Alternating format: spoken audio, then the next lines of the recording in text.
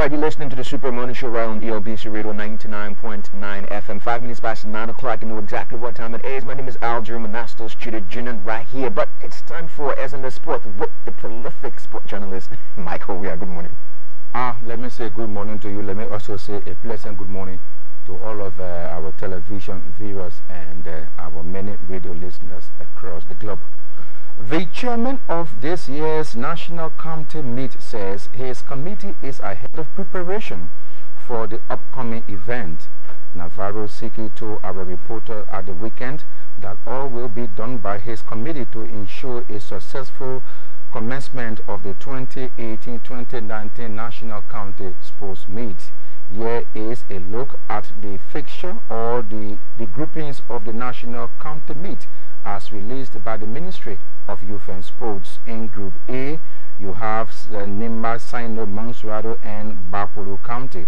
Group B has Grand Ijide, Maryland, and Grand Bassa County. Group 3 has Magibi, Lofa, Cape Mount, and Grand Cru. In Group 4, it is Bomi, Bong, River G, and Riverses County. The competition, according to the chairman of the organizing committee, is expected to kick off December 16 with the official opening ceremony taking place in Sanikole, Nimba County. The chief patron of sports, President George Weah, has described the Lone Star as a labor force that has been marginalized. The Liberian leader, however, said he hoped that the team can qualify for its third appearance at the 2019 Africa Cup of Nations final. The final is expected to take place in Cameroon. At the same time, the Liberian leader says President George Weah rather has disclosed plans by his government to place players of the Lone Star on payroll. President Weah said players of the Lone Star of Liberia are also part of the country's workforce and they deserve to be paid like any other Liberian worker. He noted the national team players have the right to get economic benefit of the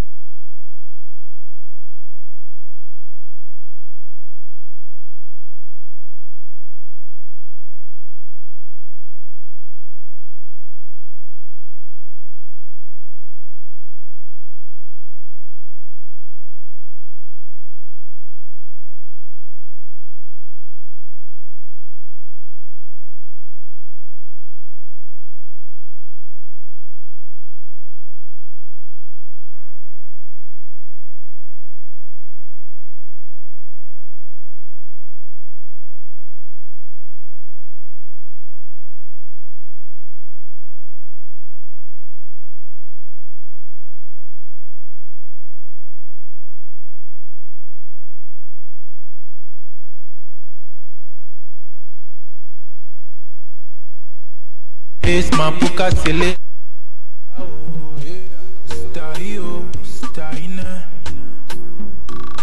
Break your waist way up to let's style. Oh na na na na na. Style, style. I hope the way I feel like the same. Yeah. My baby, you the one for me. Yeah. I made up my mind long time ago that you the girl I need. Yeah. So come closer. Yeah, let me tell you something. Yeah. And every night when I sleep, I see you in my dreams. Baby, I swear, I not gonna leave you lonely. I'll be your one and only. I told you that I love you. Believe me, baby, I do. I really care for you. I'll never ever hurt you. Oh, baby, please believe me. Believe me, girl. You for your penny, I will dance as Zoto. Yeah, I will tell my papi, I said that you I want to. Yeah, for your penny I could dance the boo-boo, yeah, baby. Cause I like the way where you give me the tutu. Yeah, baby, yeah. Style, style. I just wanna love you, baby. Break your waist way up to list. No. Style, style.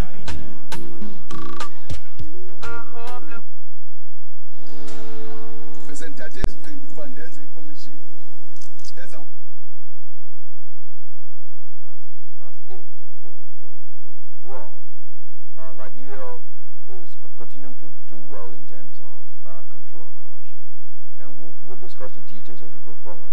In 2017, for instance, Liberia had 0.08 in 2017. In 2018, Liberia passed 0.10. I mean, the median, the lowest that you need to do more than before you are considered passed is 0.00. So 0.08, 0.10. This year we got 0.12. So technically, Liberia has been improving on its control of corruption credential. Yeah. Wow. The way the calculation is on the indicators that are used in control of corruption assessment, there's a wide range of indicators. They talk about whether government officials take bribe. They talk about whether there is private interest that has taken control of the state, whether corruption is at all levels. They talk about institutional framework developed to put in place measures to fight corruption. So Liberia has been doing well on fighting corruption, control of corruption indicator, in spite of the drop in the total number of indicators for tasks. Quite interesting, and let's talk about some of where we slipped, because it's good to talk about where you passed, but it's also good to talk about where you slipped, because economic freedom. Now I see some in green, and some in orange or red. Right. Yeah. So, and I see control of corruption, democratic rights. These are places where the government scored high, and then you had the slip in trade policy and in health. So how do we double up, right? You know, so that 2020 we can be able to stand a better chance of meeting the indicators. Because at some point, if they keep dropping, it's detrimental to the country. Precisely. So Liberia has an opportunity. It's possible we can improve on the 2019 score, past 2020, 2021, 2022. You know, going forward, and then the country can be able to decide, okay, we've passed, and then we can make an application to the MCC. What needs to be done? And when I discussed the MCC score in many instances, I like to take the perspective that the responsibility is primarily on government, but there are other stakeholders that need to support government in achieving these scores. For instance, if you look at rule of law, we drop badly in rule of law. I mean, we're in a negative, negative zero. So when it comes to rule of law, for instance, people look at the public confidence in the judiciary, the independence of the judiciary. People look at the independence of the police force, the dispensation of justice. And I think the argument is, I mean, government has a lead role to play in making sure the judiciary is independent.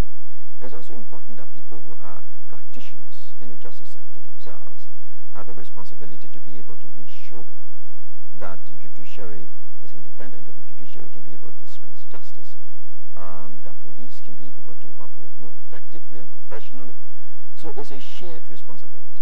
And I know government can lead the process, but it's a shared responsibility. Everybody in the judiciary, for instance, come from a lawyer, come from the National Bar Association, come from magistrates and justices. Everybody has a responsibility to play in ensuring that rule of law is actually institutionalized and judiciary is independent.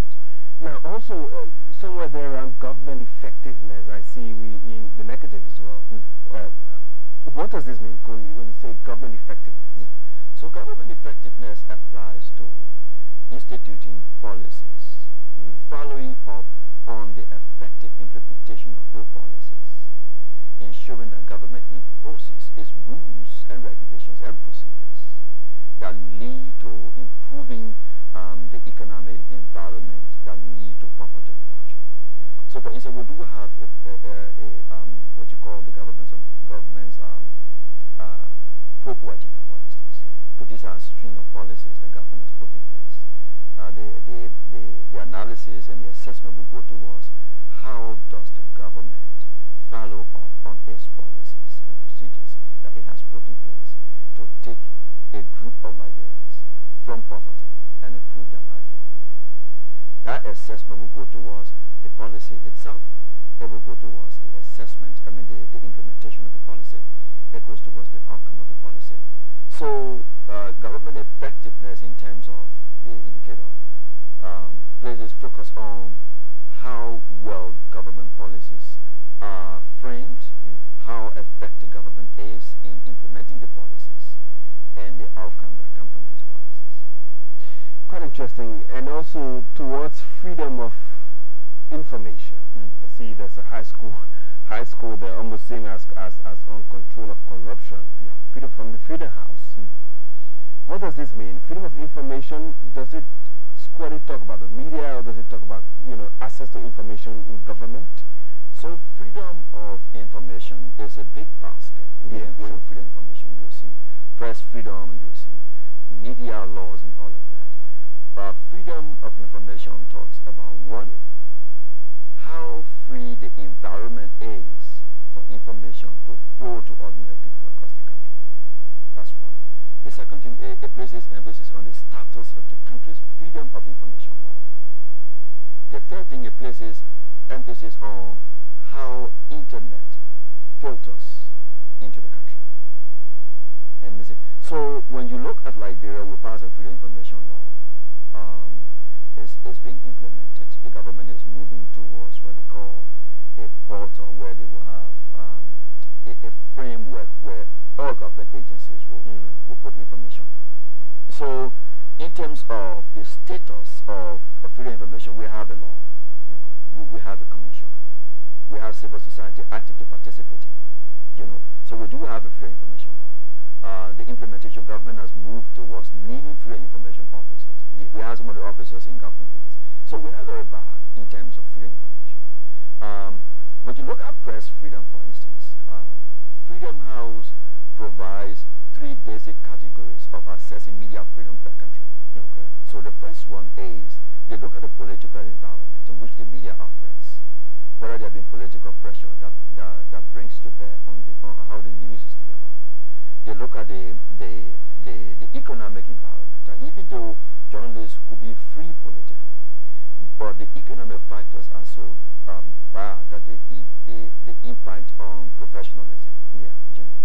So those are they look at the legal environment, of where the media operates. So it's not just about the politician coming and saying, look, you're not broadcasting today. They look at whether the law that is on the book, what it says. So Liberia has been doing well in terms of press freedom. President Wade just submitted a law to decriminalize free speech offenses in our penal code, and we're being very progressive in terms of our press freedom credentials. So we're doing very well in terms of those activities. Now, sort of reports are released, because I'm sure they release every year. Right. Yeah. So it tells you how you're performing, you know, versus how much you receive in terms of the support that comes from the challenge account.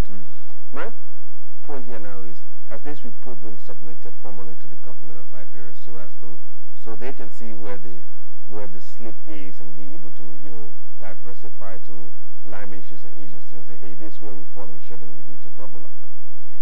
The way the MCC works, I don't know whether it is a formal presentation to the government of the scorecard, but government is linked to the work that is done in this country. So one of the things the MCC does is it places emphasis on country ownership of its compact programs. Okay. So if money is provided from the U.S. government, for instance, what is done in the compact, for instance, they ask for setting up of a government agency that will be dedicated towards the administration of the compact. So the government of Liberia set up the Millennium Challenge account that will manage and minister the compact. And the board chair of the Millennium Challenge account is the Minister of Finance and Development Planning. You also have the Minister of Public Works, the Minister of Mines and Energy, you have the Minister of Justice, you have civil society representative, you have the private sector representative. So there is a good presence of government on the MCAL board that approves most of the policy documentation that need to be approved. And I'm sure, and the good thing is that the Minister of Finance and Development Planning, Samuel Toa, was the country economist when the compact team was developing this compact. So he's quite aware about how these gradings are done and the impact of such a school on the country. I'm not sure whether there is a formal presentation to the government, but MCC releases these gradings and they put them up on the website. The reason why I am talking about them, because it's part of my term of reference to be able to say, look, this is what the MCC uses to be able to grade the country. This is how we're doing, you know, on the scorecard, which is very important in terms of whether we move forward or we don't move forward, you know. So, but I'm sure that the government representatives who are connected to this and who are on the board are cognizant of this grading and the technique. As a matter of fact, I need to also say that there is a specific government office that is at the Ministry of Finance and Development Planning called the MCC Eligibility Indicator Office. And it's been working very hard in terms of bringing all of the government entities together. So, for instance, Minister Toa is the chair of the steering committee at the policy level. And early this year, they convened a meeting of the 26 ministers and deputies, and we're discussing about what needs to be done to be able to improve on Liberia's scoring. In June of this year, we're in Buchanan, where we had government entities, relevant focal points, presenting on specific issues like protection of natural resources, like trafficking and pressing, on various issues. The Ministry of Information was presenting on freedom of information and press freedom. So there is a concerted government effort on this. I tell you, the problem we've had, and we need to be very frank about it, is that, you know, these reports did not reflect necessarily the government is not doing well, but there are people responsible in government offices who need to provide these data. Sure. And in many instances, when these data are not reported, they are not captured. So maybe, for instance, if ELBC was maybe an agency responsible for a particular indicator, you could be doing well in ELBC. But once you are not providing the data to the relevant agency that will capture them and assess them, it's difficult for them to be able reflected in the overall report. So government agencies need to do more in terms of reporting their data, in terms of tracking them, and in terms of reporting them. You know, the M&E system and the ministries and agencies and the public affairs offices and ministries and agencies need to make sure that these data are captured and they are communicated. One of the grading points that MCC focuses on is that these pieces of information needs to be publicly available. So that agencies can. So one of the problems we may need to focus on is the question of our reporting mechanism. It might be poor. Interesting. And if you're just joining us, we're talking about the Millennium Challenge account library, the Millennium Challenge Compact report for the year for 2018-2019. And interestingly, well, there are things to be happy about, and there are things that not to be not so happy about. Liberia scores good on control of corruption, falls short 10% in trade and government effectiveness, rule of law, and these other indicators. The country has fallen short in some of these indicators. And so this is a way of encouraging, you know, ministries and agencies to send in the data, as Mr. Zion said. This will help in the process. So for those of you who may have, you know, questions, you know, directly to the conversation, to what we're talking about, and you know, he can also provide you more detailed understanding if you want more insight on it. You can do so on 0776 089713, 0776 089713, or 0880-514-096, 0880-514-096. Now, despite we've had land rights, I see here that, you know, we scored just above 0 on land rights and access, you know, and we've just passed the land right. No, we've been talking about, you know, awareness and all of that. I'm shocked. Well, again, it's a question of reporting that we're talking about. Yeah. The indicators of land rights are extensive in terms of how the assessment is done. It's important, extremely important, that people who hold the pieces of information release them to the public and do the data so that they can be able to provide accurate data that can be captured, that can filter into the assessment. It's important. Regionally, for instance, it would be interesting to note, comparing Liberia to the rest of the country. In West Africa, the lowest performing country is Guinea. Guinea passed 3. And it's not an excuse for Liberia. Yeah, sure. Nigeria passed 6 out of the 20. I think the best performing country in the region is Ghana, with 17 out of the 20. So Ghana passed 17. Togo passed 14. Benin has 13.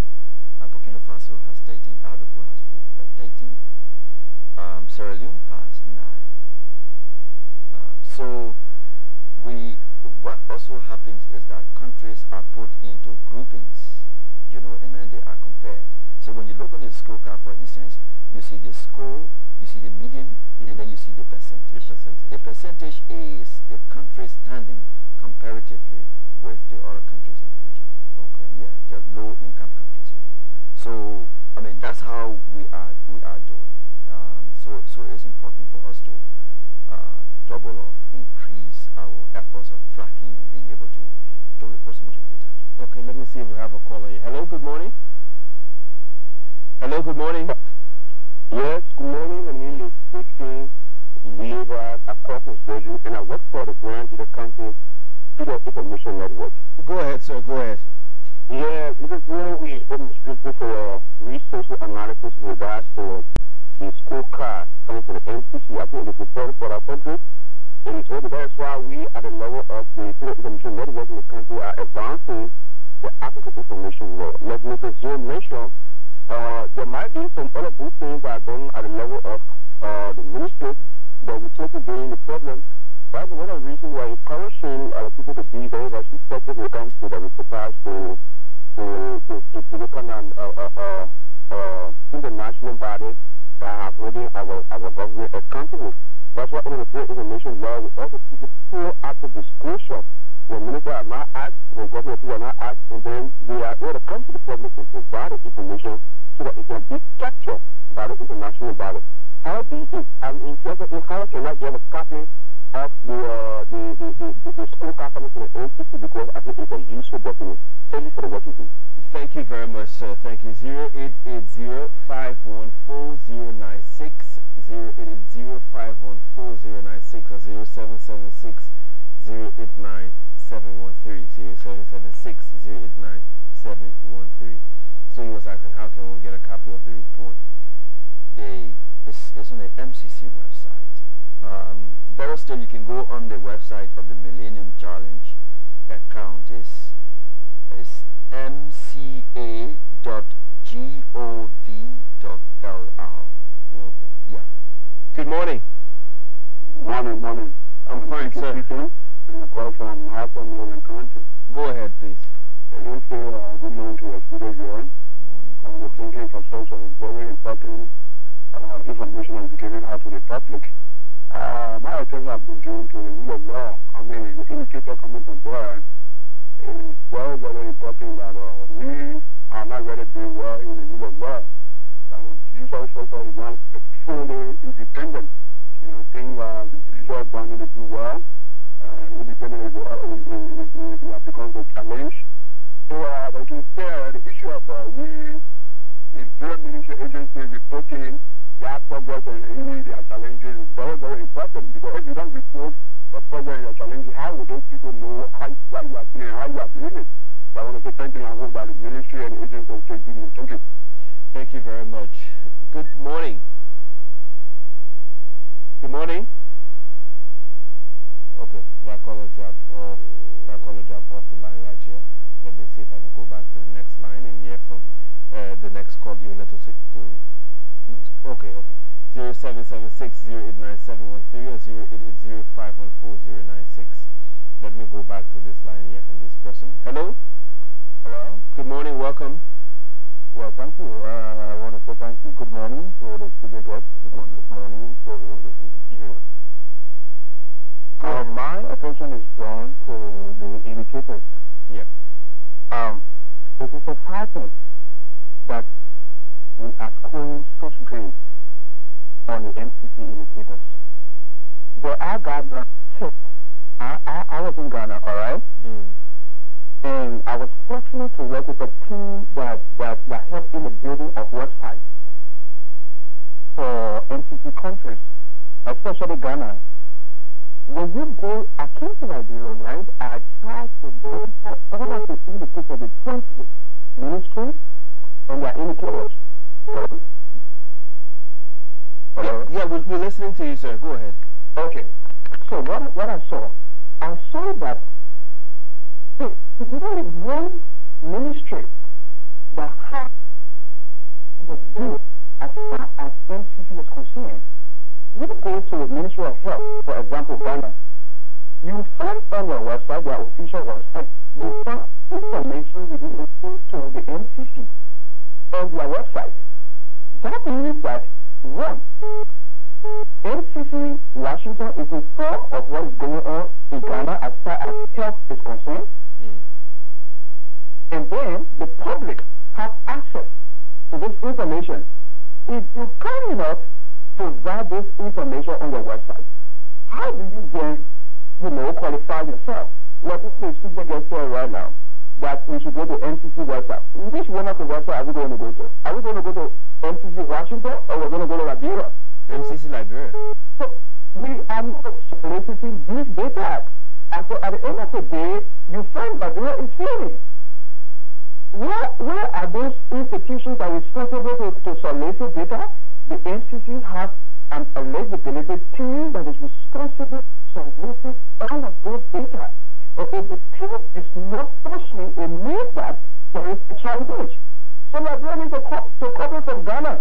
Because if you go to Ghana, go to all of the websites, all of the ministry agencies that are responsible in Ghana, you have their information there. There is something to read about MCC. But we don't have it here. All right.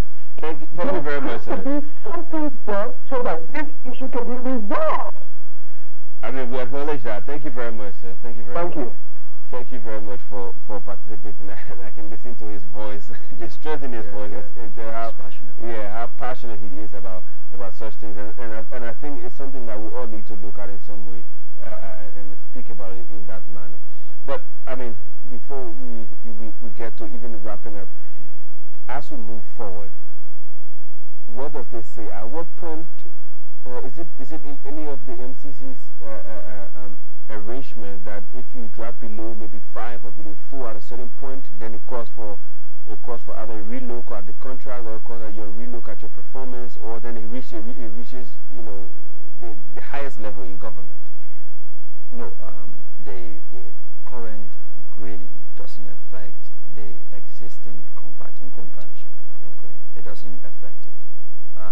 What needs to be done is keep focusing on ways of improving your school, and then make sure that you can qualify. But the implementation of the current compact is taking place. We are working at every project to make sure that we deliver on the compact. Our energy team, for instance, we're working, for instance, to support the Liberia Electricity Regulatory Commission, the LERC. The government, the president just named the commissioners. We have a responsibility to be able to stand up the commission, provide office equipment, vehicles, make sure they have an office. The commissioners and the staff are recruited, they are paid.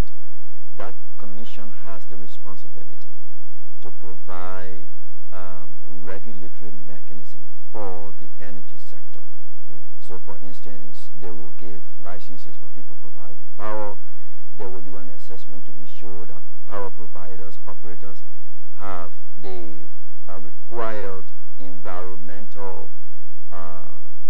permits, or they meet the environmental guidelines to be able to operate effectively. They will be able to set tariff about what you can be able to pay and all of that. We're also building an LEC training center that will provide manpower development for the energy sector.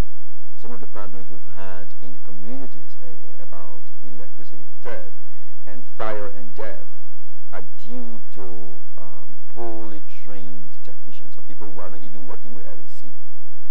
So there is a lot. We're also constructing the water pipeline, a pipeline that was damaged during the civil conflict that takes water from Mount Coffee up to the water treatment plant, so that we can be able to provide water to the water treatment plant that can be able to provide safe drinking water to the municipality.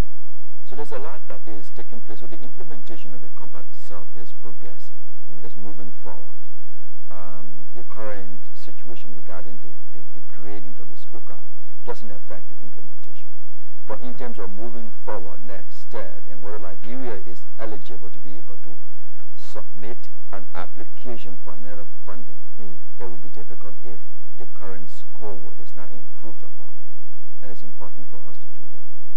Great. Well, Mr. Zia, I'd like to say thank you very much for coming. I mean, it's been a healthy conversation. Any other final word? The final comment that I need to make is the last point that the last caller made. Yeah. Every government agency needs a functioning website.